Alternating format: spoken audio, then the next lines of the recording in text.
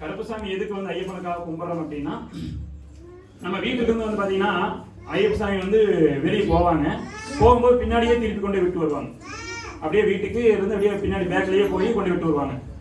நாம எப்ப இங்க இருந்து வீட்டுல இருந்து கிளம்புறோமோ அப்போ இந்த இடத்துல கருப்பசாமி ஐயா வந்து நம்ம வீட்டுக்கு காவலா இருப்பார்.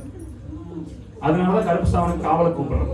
இந்த 18 படிகள் வந்து பாத்தீங்கன்னா தமிழ்நாட்டை பொறுத்த வரைக்கும் சித்தர்கள் படி.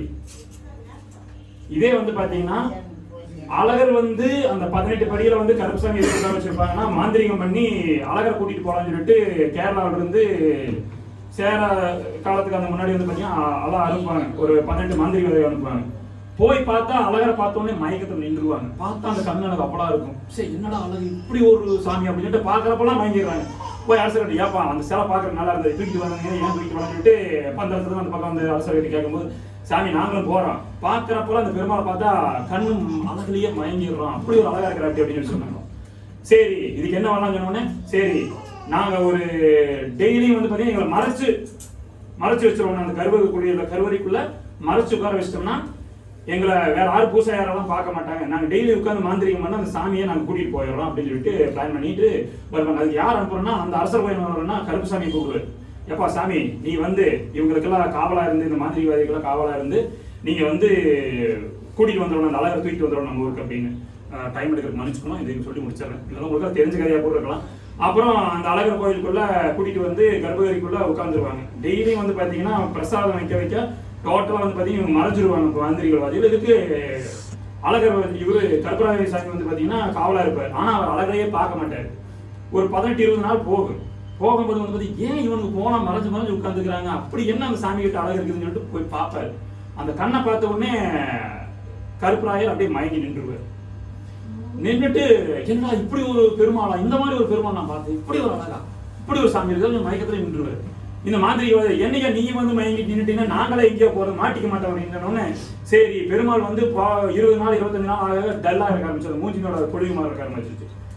பெருமாள் போய் சொல்றாரு, ஏய் இந்த மாதிரி வந்துருக்கானுங்க, உள்ள போல உட்காந்துக்கிறாங்க, யாருன்னு தெரிய மாட்டாங்க, உள்ள உட்காந்து மாந்திரிகம் பண்ணிட்டு இருக்கிறானுங்க, நீ போய் அரசர்கிட்ட சொல்லி கூட்டிட்டு வரணும்னா அரசர்கிட்ட போய் அவர் நல்ல ஒரு சோழ அரசர் வந்து ரொம்ப ஃபேமஸ், அவருக்கு எல்லாம் மாந்திரிகத்தை பத்தி தெரியும்.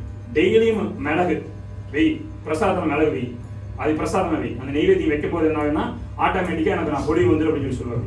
உடனே என்ன பண்ணுவாங்க, அந்த பூசையார் வந்து யாருன்னு சொல்ல மாட்டாங்க, சொன்னா தெரிஞ்சு போச்சு இந்த மாந்திரிகவார் வேற இடத்துல பண்ணிடுவாங்க சொல்லிட்டு டெய்லி மிளகை ஏற்ற வேண்டிய சாப்பாட்டுல போட்டா, இங்க சூலூர்ல பெருமாளுக்கு கூட மிளகு தான் கொடுப்பாங்க.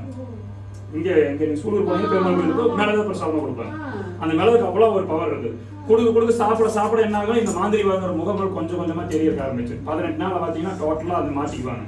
அப்புறம் பிடிச்சி எல்லாம் பிடிச்சி உட்கார வச்சிருவாங்க. அப்புறம் பெருமாள் கிட்ட, சாமி நாங்கள் தெரியாம தப்பு பண்ணிட்டோம், வந்து பெருமாளை பார்த்து மயங்கிட்டோம், இந்த மாதிரி நாங்கள் இது பண்ணிட்டோம், சரி நீங்க பண்ணிட்டு இதுக்கு என்ன பரிகாரம் பண்ணலாம் சொன்னோடனே, நாங்களே இங்க சமாதியாகி பகவானுக்கு படிக்கட்டா அமைஞ்சிடறோம் அப்படின்னு சொன்னோடனே, நீங்க இப்ப போனாலும் அழகர் கோயிலுக்கு முன்னாடி கருப்பராய சாமியோட அவ்வளவு பெரிய ஒரு கதவு இருக்கு. அவர் பூசை பண்ணாலும் அவர் வெளியே வர மாட்டார். நானும் காவலுக்கு உட்கார சொல்லி கருப்பராயம் உட்கார்ந்துருவார். அந்த 18 படிகளும் 18 மாந்திரிகவாதிகள். அந்த 18 படிக்கு அப்படி இருக்கு. நம்மளும் சித்தர் படிக்கிறோம் தமிழ்நாட்டை பொறுத்த வரைக்கும். அதே மாதிரி அவங்க வந்து மாந்திரிக படிக்கிறாங்க. 18 விதமான ஒரு விஷயத்தை சொல்லக்கூடிய, அதாவது வாழ்வியல் தத்துவத்தை சொல்லக்கூடியதா ஐயப்பனோட இருந்து பாக்குறாங்க. இப்படி இந்த 18 படிகளுக்கும் ஒரு இது இருக்குது. இதுல 18 படிகள் நம்ம வந்து மிதிச்சு மேல அந்த 18வது படி இருக்கும்போது நம்மளோட ஒரு உச்சிஸ்தானத்துல டோட்டல் பவரும் ஒரு இடத்துல நிலையா நிற்கிறதா வந்து 18 படிகள் மிதிச்சா கண்டிப்பா பகவான் நம்மளை மேல ஏற்றுவார். அதுல வந்து பாத்தீங்கன்னா வாழ்க்கைங்கிறது தினேஷ் அவர்களுக்கு சொன்ன மாதிரி எல்லா பெரியவங்க சொன்ன மாதிரி இந்த 18 படிப்பாட்டுமே முதல்ல அப்படியே மெதுவா ஆரம்பிச்சு ஒரு இடத்துல பீக்ல போய் கடைசியில முடியும் போது வாழ்க்கை சோர்ந்து பகவான் அடையணும் அப்படிங்கிறது. நம்ம வயசு எப்படி இருக்கும், ஃபர்ஸ்ட் அப்படியே மெதுவா குழந்தைய தவழுவோம், அப்புறம் ஒரு குறிப்பிட்ட வயசுக்கு அப்புறம் வேகமா ஓடுவோம், கடைசியாக வாழ்க்கை சமாதானத்துக்கு போய் கடைசி பகவான் அடையும். இதுதான் அந்த 18 பாட்டினோட தத்துவம். இது வந்து இந்த 18 படி நம்ம வந்து அதை கசகசன் பார்க்கலாம், அப்படியே நீட்டா ஒரு படியா ஏறுறோம், அப்புறம் கடைசியில பீக் ஆகும். கடைசியில் அந்த 18ஆம் படிக்கு வரும்போது அது கண்டிப்பா அது ஸ்லோவாகி பகவான் அடையிறதா. அந்த பகவான் அடையிறதுக்காக இவ்வளவு வருது. அதே மாதிரி ஒவ்வொரு விஷயத்திலையும் கருடாழ்வார் வந்து எப்படி பெருமாளுக்கு வருதோ இங்க ஐயப்பனுக்கும் கருடாழ்வார் இல்லாம இது கிடையாதுங்க. மண்புரி மேல் வர்ற மாதிரி கருடாழ்வார் வந்து ஐயப்பனோட ஆபரண பெட்டி வரும்போது அவர் துணையா வந்து எல்லாம் காவல் காப்பார். அந்த அளவுக்கு அவங்களுக்கு ஒரு விஷயம் இருக்குது.